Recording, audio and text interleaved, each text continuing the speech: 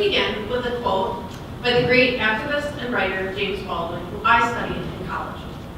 I think it really summarizes the shift in my thinking when I went from being a student to a professional in higher education.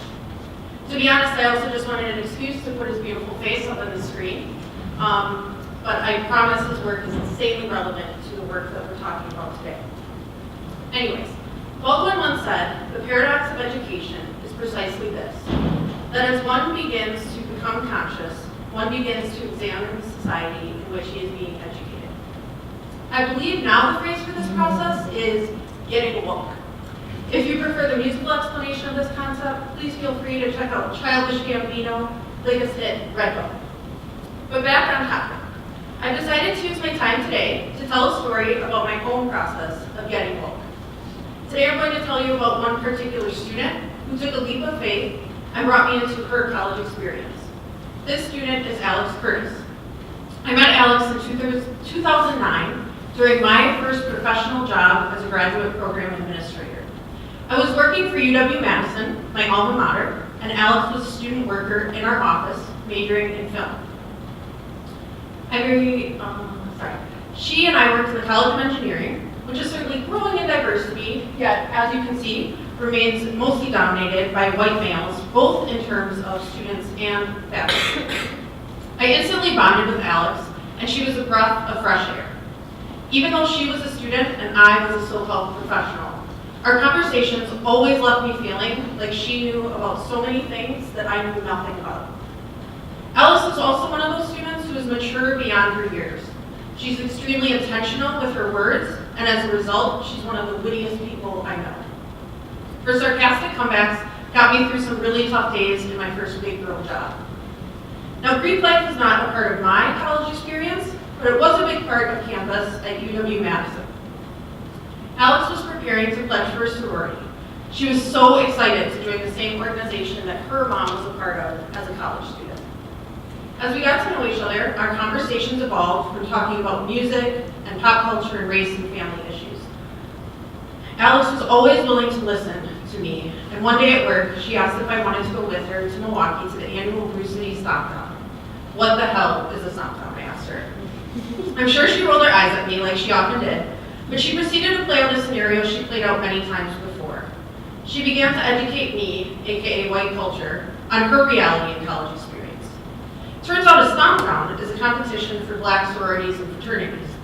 They choreograph and perform stepping routines, stepping being a form of percussive dance, very similar to African dancing.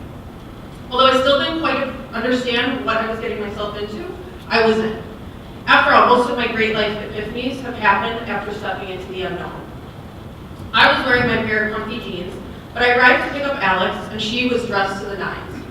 As we drove to Milwaukee, I began to understand how important this night was to her. We got to the theater, handed over our tickets, and we walked into a packed auditorium.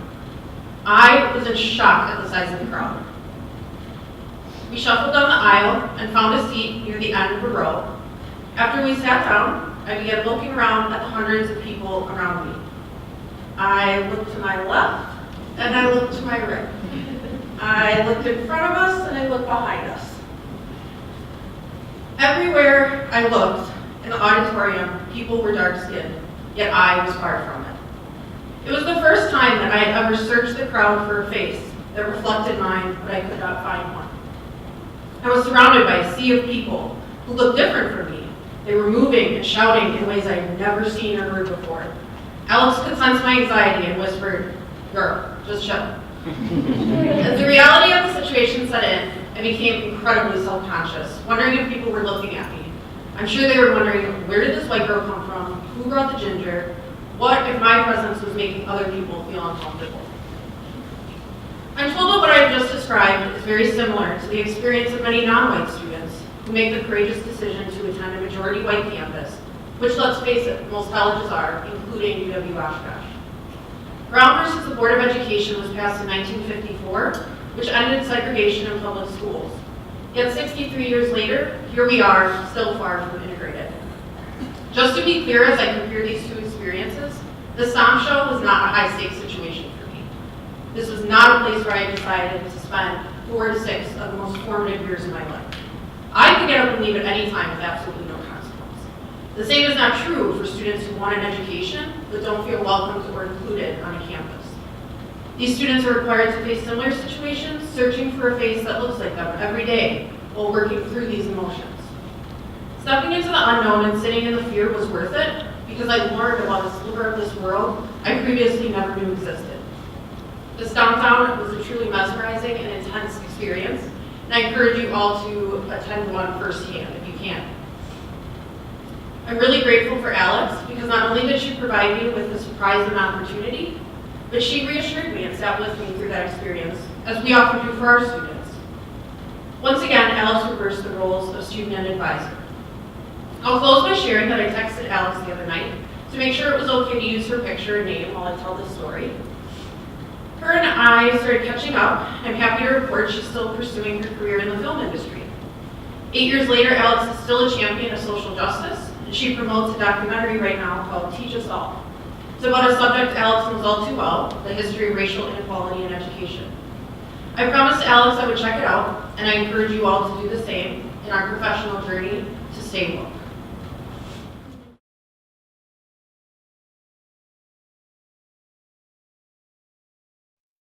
Da-do-ba-ba.